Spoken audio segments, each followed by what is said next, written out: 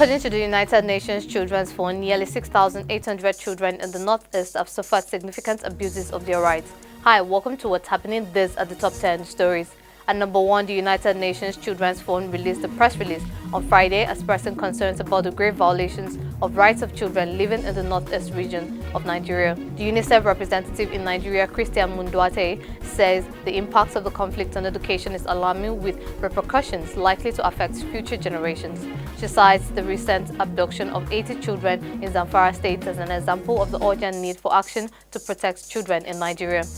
At number 2, according to Amnesty International, 98 Chibok girls are still being kept prisoners by Boko Haram terrorists 9 years after their abduction. Recalling 276 Chibok schoolgirls were abducted from their school on April 14, 2014. The incident sparked outrage among political leaders, activists, and advocates around the world, putting pressure on the Goodluck Jonathan-led regime to rescue the girls while offering support, which led to the #BringBackOurGirls movement. In a statement in Abuja on Friday, the acting director of Amnesty International Nigeria, Issa Sanusi, Amnesty International has criticized the Nigerian authorities for not doing enough to investigate the security failures that allowed the girls to be taken hostage. At number 3, the Rivers State Police Command announced that it had arrested a child trafficking syndicate, which included 3 women operating within and outside the state. The command stated that the syndicate was based on a complaint filed by a woman in Ubima community in the Ikwere local government area of the state after her child was missing. The state police public relations officer Grace Iringe Koko disclosed this in a statement issued in Port Harcourt on Friday. The police stated that the rescued children have been reunited with their parents. At number 4, the National Population has clarified that the census questionnaire does not include a column for religion or ethnicity. This clarification was made on Friday during a visit by the National Publicity Committee on the 2023 Population and Housing Census to Nigerian Television Authority in Kano. The visit was led by Alhaji Lai Mohammed, the chairman of the committee, and Minister of Information and Culture, represented by Director General of the National Orientation Agency, Dr. Garba Abari. Speaking on the speculations that Nigerians will be asked questions on their faith and ethnic affiliation, a member of the committee, Dr. Isiaka Yahaya, said the Commission was not interested in such data.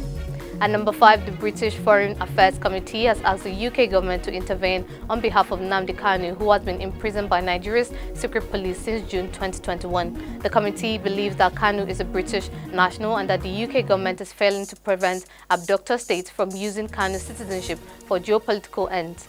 Kanu's family is about to appeal against the UK High Court's judgment that the FCDO can lawfully evade reaching any conclusion on whether Kanu has been subject to extraordinary rendition. At number 6, former Akwa Ibom State Resident Electoral Commissioner Mike Igini said the United Kingdom introduced election rigging to Nigerian politics. He noted that there is no post-election adjudication court in the UK, while Nigerian citizens are in court today over the election outcome. He said, "It will be noted that even the UK, which introduced Nigeria to election rigging for a period of 99 years, almost 100 years, had no post-election adjudication in the United Kingdom."